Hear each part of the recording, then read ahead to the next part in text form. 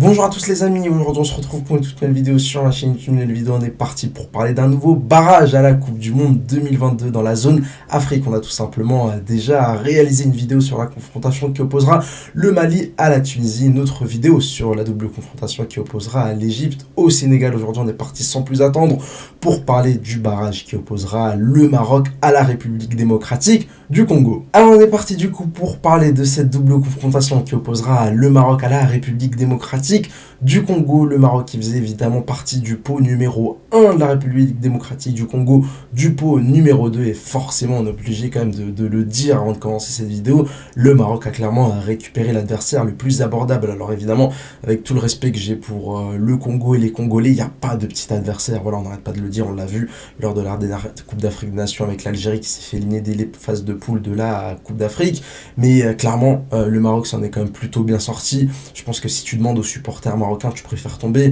je sais pas moi, contre l'Égypte ou bien contre le Congo, voilà, je pense que 99% d'entre eux auraient tout simplement préféré et sont quand même plutôt contents d'avoir récupéré le Congo pour cette double confrontation. Du côté du Maroc, on a un peu de déstabilisation à cause de l'affaire Mazraoui Hakim Ziyech, j'en ai d'ailleurs fait une vidéo spécialement dédiée justement au retour, au non-retour de Ziyech Mazraoui. C'est vrai que le président de la fédération a pas mal travaillé ces dernières semaines pour récupérer les deux joueurs évoluant du côté de l'Ajax et de Chelsea en sélection nationale. Malheureusement, le divorce est total entre Vahid Halilović et les deux joueurs. Les deux joueurs ont tout simplement refusé la présélection de la part de Vahid Halilović. Enfin bref, j'en ai fait une vidéo complète sur ce sujet-là. Mais voilà, cette affaire-là ressurgit encore une fois au mauvais moment, dans un moment extrêmement important où on devrait plutôt se concentrer à s'unir pour essayer de se qualifier à la Coupe du Monde. En ce qui concerne Vahid Halilović, il y a évidemment énormément de pression sur les épaules du sélectionneur bosniaque. Il aura évidemment à cœur de qualifier une nouvelle équipe à la Coupe du Monde. On sait qu'il a qualifié le Japon, il a qualifié l'Algérie, il a qualifié la Côte d'Ivoire et pourrait qualifier une 4e sélection. Je ne sais pas si c'est un record, mais probablement un record dans le monde du football, 4 sélections différentes à la Coupe du Monde, ce serait quand même assez extraordinaire, mais son avenir ne tient qu'à un fil. Je pense qu'évidemment, en cas de non-qualification, il se fera tout simplement virer, et vu tous les soucis qu'il y a avec Ziyech, vu tous les soucis qu'il y a avec Mazraoui, même une qualification un peu poussée qui se jouerait sur un petit détail, sur un petit penalty, sur un petit but à l'extérieur, pourrait tout simplement contraindre l'actuel président de la fédération de football marocaine de virer tout simplement Vahid Halilović. On se rappelle, lors de la dernière Coupe du Monde, il avait qualifié le Japon avant de se faire virer quelques mois avant le début de la compétition. Moi personnellement, je ne serais pas surpris vu tous les problèmes qu'il y a un peu avec Vahid.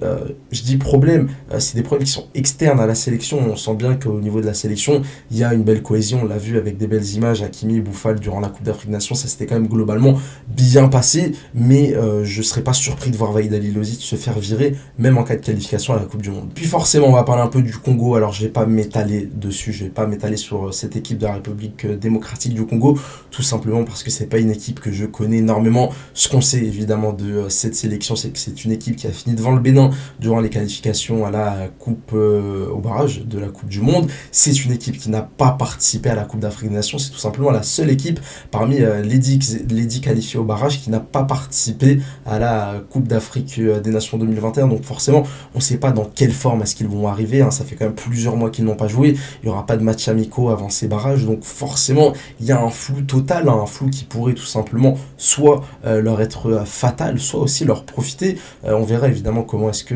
les Marocains vont préparer cette rencontre face au Congo. Mais quoi qu'il arrive, du côté du Congo, on a quand même ces derniers mois pas mal chercher, travailler pour essayer d'attirer des binationaux. On sait très bien qu'en Europe, on a énormément de joueurs qui sont d'origine congolaise et qui pourraient tout simplement venir garnir et fournir la sélection. Malheureusement, à ce niveau-là, ça a été quand même globalement un échec. On aura évidemment un très très beau duel de Ligue 1, clairement, lors de cette double confrontation entre deux joueurs qui font les beaux jours de la Ligue 1. Il y en a un qui joue du côté du SCO d'Angers, l'autre qui joue du côté du Racing Club de Lens. Je parle évidemment de Gaël Kakuta et Sofiane Boufal, deux joueurs qui font de très belles choses cette saison en Ligue 1 et qui aussi ont fait de très belles choses récemment avec leur sélection nationale. Forcément, Sofiane Boufal a été quand même l'un des grands gagnants du Maroc durant cette CAN 2021 où il se sera clairement imposé en tant que leader leader offensif. Et puis forcément, Gaël Kakuta, voilà, c'est le petit magicien congolais, hein, c'est le joueur qui est capable de faire pencher la balance du bon côté pour cette équipe du Congo, même si évidemment, il ne faudra pas oublier un Cédric Bakambu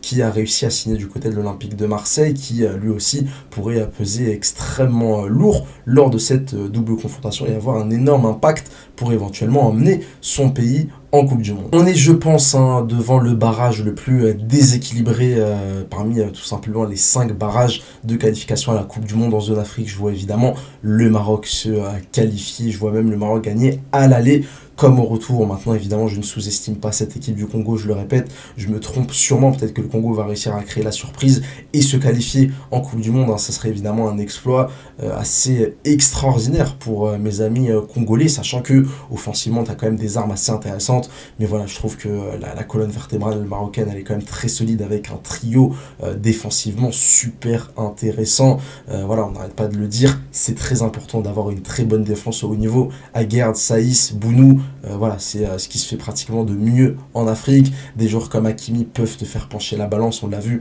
avec ses nombreux coups francs durant la Coupe d'Afrique des Nations. Bref, pour moi, le Maroc est évidemment le grandissime favori et je les vois tout simplement s'imposer à l'aller comme au retour et du coup se qualifier pour leur deuxième Coupe du Monde consécutive. Voilà du coup pour ma petite vidéo sur cette double confrontation entre le Congo et le Maroc. N'hésitez pas vous aussi en commentaire à me dire qui va se qualifier. Est-ce que ce sera le Maroc, est-ce que ce sera le Congo? Voilà, peut-être que vous n'êtes pas d'accord avec moi. N'hésitez pas évidemment à me dire pourquoi. Si cette petite vidéo vous a plu, n'hésitez pas à mettre un petit like et à vous abonner pour ne pas louper les prochaines. Et n'hésitez pas à me suivre sur Twitter pour tranquillement parler football. Allez, ciao ciao.